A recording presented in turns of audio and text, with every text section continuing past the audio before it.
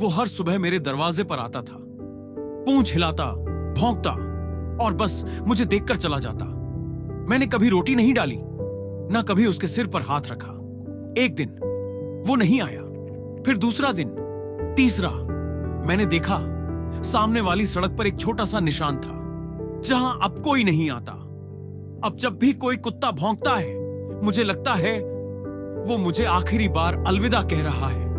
अगर आपने कभी किसी जानवर की मासूमियत महसूस की हो, तो बस एक छोटा सा काम कर दो, इस वीडियो को आगे भेज दो और सब्सक्राइब कर लो, क्योंकि अगली कहानी शायद तुम्हारे दरवाजे तक आ जाए।